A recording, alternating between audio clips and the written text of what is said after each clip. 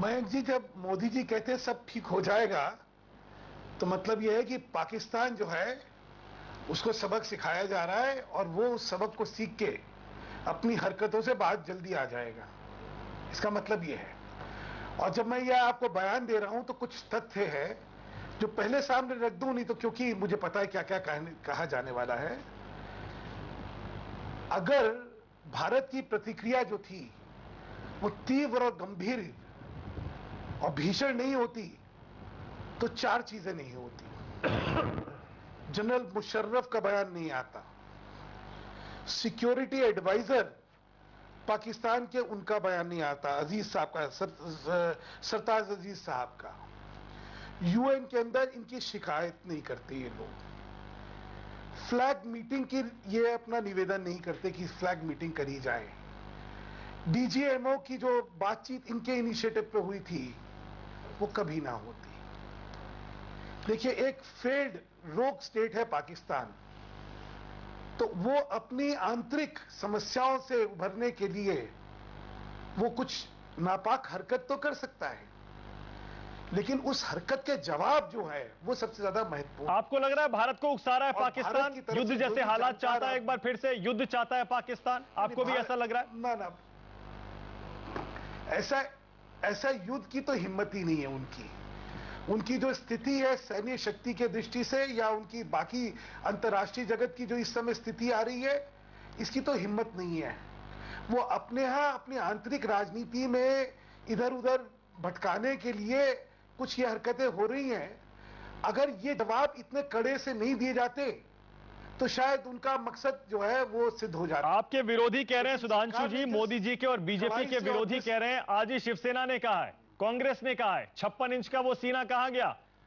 कांग्रेस की तो यहां तक कह रही है, शकील अहमद कह रहे हैं वो 5.6 इंचेस हो गया है, 5.6 इंच का हो गया है सीना। हमारे लोग वहां मर रहे हैं। और शिवसेना तो यह भी कह रही है कि पीएमओ बंद करके मोदी जी हरियाणा महाराष्ट्र में प्रचार कर रहे हैं और वहां हालात देखिए, एलओसी और बॉर्डर पर हमारे लोग मारे जा रहे हैं।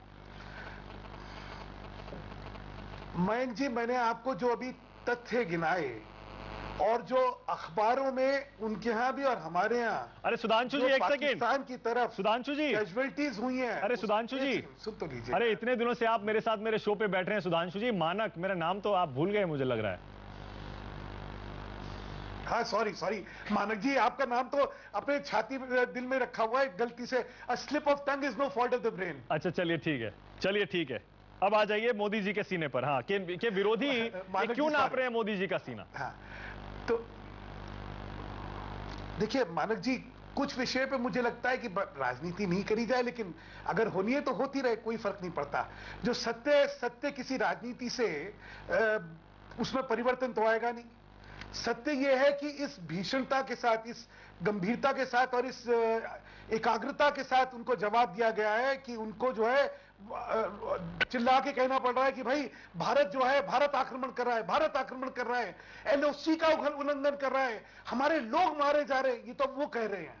आज तक इससे पहले कभी सुना था पाकिस्तान को ये कहते हुए? जवाब दीजिए मुकेश जी। पे उल्लंघन कितनी बार हुए? मानक जी, आप तो मेरी बात को ही बड़ा कर रहे हैं, जो मुकेश जी शायद मानना नहीं चाहते, या जानते हुए भी वो जो है उसको एक्नॉलेज नहीं करना चाहते कि हाँ ये सरकार कुछ कर रही है। देखिए, आज गीदड़ भभकी देने की स्थिति नहीं पाकिस्तान की बची, तो दे ही नहीं रहा है। आज तो गुहार कर रहा है कि भारत जो है हमें पीट रहा है, हमें बचाइए, हमें बचाइए। हम लोग देशभक्त लोग हैं और देशभक्ति का जायजा यह है कि जहां हिंदुस्तान की फौजें कुर्बानी तो छोड़िए, अभी जिस समय राष्ट्र की सुरक्षा के लिए अगर आक्रमणकारियों का मुंहतोड़ जवाब देनी है तो उनके उस जवाब की सराहना करनी चाहिए, या जो भाषा का इस्तेमाल हो रहा है वो करना चाहिए। मुझे दुख है, अरे भाई आप हमसे लड़ लीजिए, जहां लड़ना है, राजनीति जो करनी करिए, कम से कम फौज के हौसले जो हैं ये कह के पस्त ना करिए कि हम लोग कुछ नहीं कर रहे। क्यों? क्योंकि फौज के पास स्पष्ट आदेश है कि बिल्कुल उनके हाथ किसी के नहीं बंधे हुए। ऐसा भीषण जवाब दीजिए ताकि इनको समझ आ जाए कि क्या करना है। तो जब प्रधानमंत्री ये कहते हैं कि सब ठीक हो जाएगा जल्दी, वो इसलिए कह रहे हैं क्योंकि जैसा जनरल बख्शी ने कहा, ठीक है, पाकिस्तान इस स्थिति में ही नहीं है कि वो हमसे लड़ने की स्थिति में आ सके। उनकी इकोनॉमी बैठी हुई है, उनकी फौज बैठी हुई है, उनकी राजनीति बैठी हुई है, उनका कूटनीति बैठी हुई है, आइसोलेटेड है कंप्लीटली। ऐसे में अच्छा आज पाकिस्तान के बारे में कहते हैं ये टेररिस्ट स्टेट है, ये आतंकवादियों को पनाह देता है। ऐसी स्थिति में पाकिस्तान लड़ने की स्थिति में है क्या? जैसे मैंने आपको बताया, उनकी आंतरिक राजनीति की उनकी मजबूरियां चल रही हैं और उन मजबूरियों के चलते हुए वो जो है ये अपनी हरकतें मानक जी ईमानदारी से बतलाइएगा, अभी तक मुकेश जी जो बोले कुछ समझ आ रहा है क्या आपको? आपको लगता है कि इनको पता है कि इनको बोलना क्या चाहिए?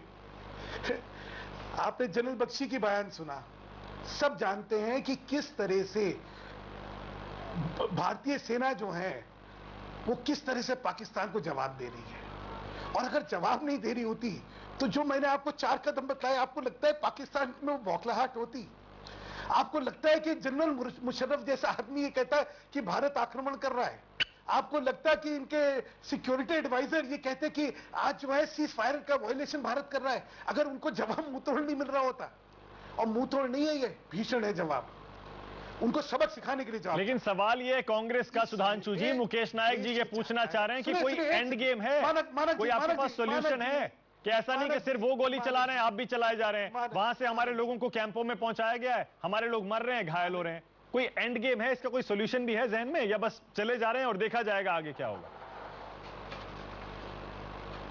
मानक जी, पहली बात, देश इस समय चाहता है कि लोग एकजुट हो। जहां पाकिस्तान का सवाल आता है और जहां पाकिस्तान के खिलाफ कार्रवाई चल रही होती है, वहां पे अपने ही लोगों का मनोबल तोड़ने वाली बातें नहीं होनी चाहिए। नहीं, ठीक है सुधांशु जी, समय मेरे पास बिल्कुल खत्म हो गया, माफ करिएगा सुधांशु जी, फिर बात करेंगे। अभी तो हालात, अभी तो समय बिल्कुल खत्म हो गया सुधांशु जी, अभी तो पाकिस्तान